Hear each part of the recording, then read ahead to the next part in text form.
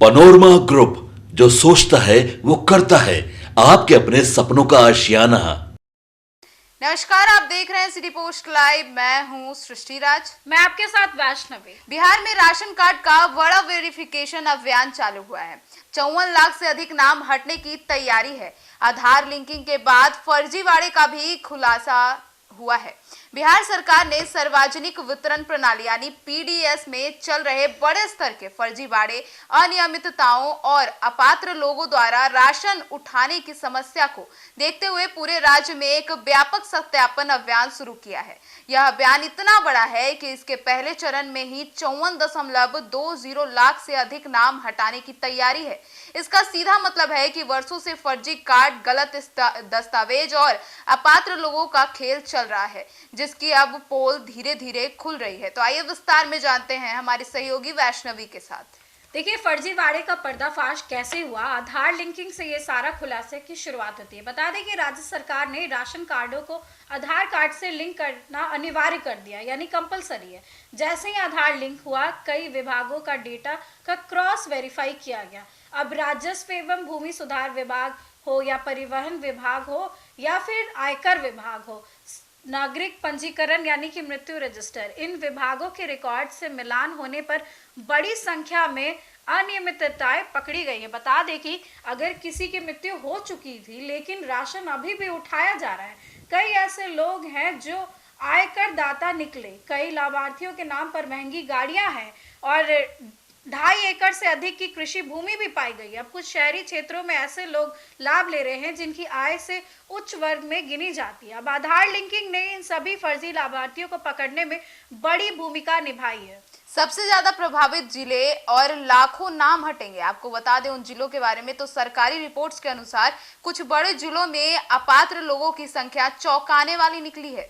जैसे बात करें अगर मुजफ्फरपुर की, तो वहां 2,34,000 नाम हटाने की सूची है। वहीं पूर्वी चंपारण की बात करें तो 1,05,000 नाम है वहां। वहीं सीतामढ़ी की बात करें तो 99,000 नाम, पटना की बात करें तो 65,000 से 70,000 नाम हट सकते हैं। केवल पटना में ही लगभग 10,33,000 सक्रिय राशन कार्ड है। हम उसमें से शहरी क्षेत्रों में 2,30,000 कार्ड है। फील्ड वेरिफिकेशन ने साफ हुआ है कि हजारों लोग ऐसे हैं जिन्हें कार्ड नहीं मिलना चाहिए था पर उन्हें मिला हुआ है। राजधानी पटना का क्या हाल है ये हम आपको बताते हैं। 70,000 लोग अपात्र हैं। पटना जिले में चल रहे फिजिकल वेरिफिकेशन के शुरुआती नतीजे बेहद चौंकाने वाले। यहाँ 60 से 70,000 लोग ऐसे पाए गए हैं जिनके पास महंगी गाड़ियां हैं, जिनके आयकर रिटर्न दाखिल हैं, जिनके पास अधिक जमीन है, जिनके दस्तावेज फर्जी हैं। अब सरकार ने इन सभी के रिकॉर्ड को विभिन्न विभागों से मिलाया, जिससे ये पता चला कि ये लोग गरीबी रेखा से ऊपर हैं और पीडीएस के पात्रता मानकों को पूरा नहीं करते हैं। जांच में क्या क्या पकड़ा गया? जमीन, गाड़ी और आय का पूरा खेल हम आपको विस्तार में बताते हैं। जांच में सही पता चला कि कई लोग निम्नलिखित मायनों में अपात्र है। वो मायने हम आपको बताते हैं। पहला, 2.5 एकड़ से अधिक जमीन वाले लोग नियम के अनुसार जिनके पास इतना कृषि भूमि है वे गरीब श्रेणी में नहीं आते, लेकिन फिर भी ऐसे हजारों लोगों ने राशन कार्ड बनवा रखा है। दूसरी नंबर की बात करें तो 4 पहिया वाहन वाले लोग फर्जी कार्डधारियों से बड़ी संख्या में कार मालिक निकले हैं। गाड़ी का मालिकाना हक गरीबी रेखा से ऊपर होने का संकेत देता है। वहीं तीसरे कारण की बात करें तो आयकर्ता दाता। सरकारी नियम साफ है, जो भी आयकर देता है उसे सरकारी मुफ्त राशन का लाभ नहीं मिल सकता। फिर भी हजारों आयकर दाता कार्डधारी बने हुए हैं।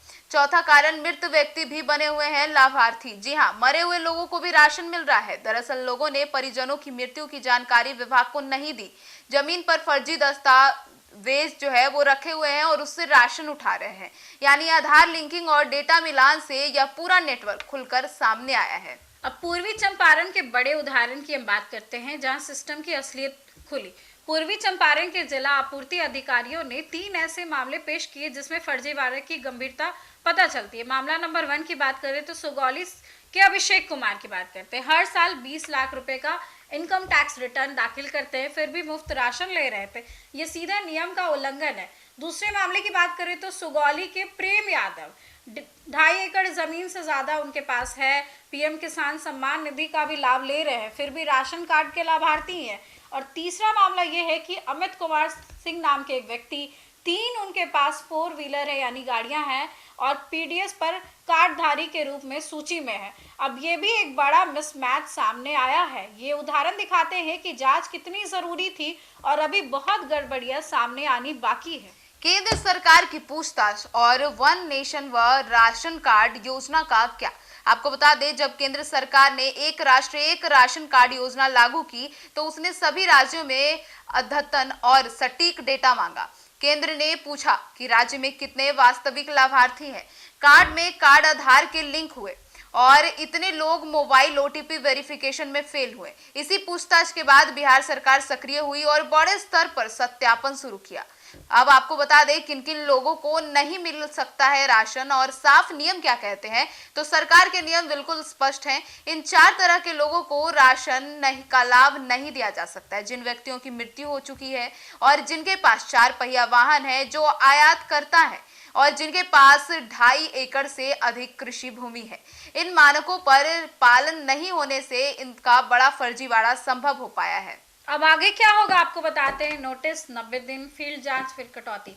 राज्य सरकार ने धोखाधड़ी के संदिग्ध लाभार्थियों की सूची जिलों को भेज दी है। अब आगे ये प्रक्रिया चलेगी कि पहले नोटिस जारी किया जाएगा, हर अपात्र लाभार्थी को स्पष्टीकरण देने के लिए नोटिस मिलेगा, 90 दिन का समय भी दिया जाएगा, लोगों को अपनी योग्यता साबित करने के लिए 3 महीने का समय दिया जाएगा, एक मौका भी मिलेगा। अधिकारियों द्वारा फील्ड वेरिफिकेशन किया जाएगा, घर घर जाकर जांच की जाएगी, जमीन की, उनके इनकम की, परिवार की, मृतक का रिकॉर्ड, सबका सत्यापन किया जाएगा। अब गलत पाए गए तो फिर नाम हटेगा।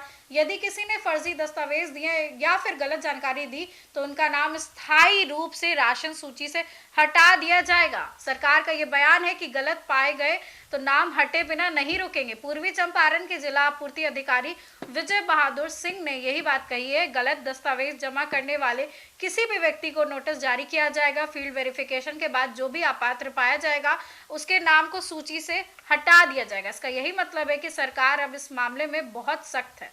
तो अब आगे क्या होगा, सोचें लाभार्थियों पर क्या असर होगा। तो फर्जी कार्ड हटने के बाद वास्तविक गरीबों के लिए राशन उपलब्ध होगी, डुप्लीकेट और फर्जी कार्ड खत्म होगा, सरकारी खर्च में भी कमी आएगी, पीडीएस सिस्टम पारदर्शी होगा। सरकारी अनुमान है कि हजारों टन राशन हर महीने गलत लोगों के नाम पर चला जाता है।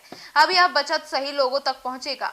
अब आपको बता दें ये क्यों जरूरी था और ये वेरिफिकेशन क्यों हो रहा है। तो बिहार में पीडीएस से हर महीने करोड़ों रुपए का अनाज वितरित होता है, लेकिन गलत लोगों ने कार्ड बनवाकर सिस्टम को नुकसान पहुंचाया है। अब यह जांच इसलिए जरूरी थी ताकि गरीबों को हक मिल सके, ताकि सरकार का पैसा बच जा सके, ताकि भ्रष्टाचार कम हो, ताकि डेटा आधुनिक और सटीक रहे। इस अभियान से राज्य में पारदर्शिता बढ़ेगी और फर्ज लाभार्थियों पर लाभ भी लगेगी।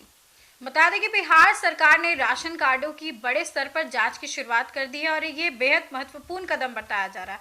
आधार लिंक करना, डेटा वेरिफिकेशन करना, ये साबित कर दिया है कि सिस्टम में बहुत गड़बड़ी थी।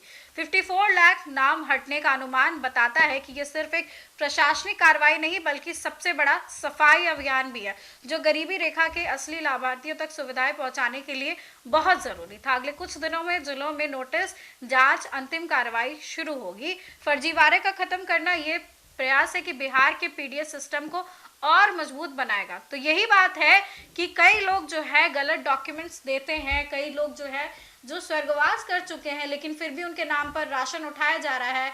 कई सारे लोगों के पास गाड़ियां हैं महंगी महंगी, फिर भी राशन उठा रहे हैं। और कई सारे लोग जो है 2.5 एकड़ से ज़्यादा उनके पास कृषि भूमि है। कई सारे ऐसे लोग हैं जो कि बहुत पैसे वाले हैं कहे तो, लेकिन फिर भी राशन का लाभ ले रहे हैं और ऐसे में जो गरीब है वो जो है वंचित रह जाते हैं। अब इसी को लेकर के सरकार ने ये बड़ा फैसला लिया। ये सभी बातें तब हुई जब आधार कार्ड से लिंक किया गया, आधार और राशन कार्ड को लिंक किया गया तो सारी पोल खुल गई कि इनकम टैक्स भी भर रहे हैं, गाड़ियां भी हैं, 2.5 एकड़ से ज्यादा कृषि भूमि भी है, लेकिन फिर भी राशन उठा रहे हैं और गरीबों को उनसे उनका जो हक छीन रहे हैं। फिलहाल इस खबर में बस इतना ही। इस घोटाले को लेकर के आप क्या सोचते हैं कमेंट सेक्शन में जरूर शेयर करें और आगे की अपडेट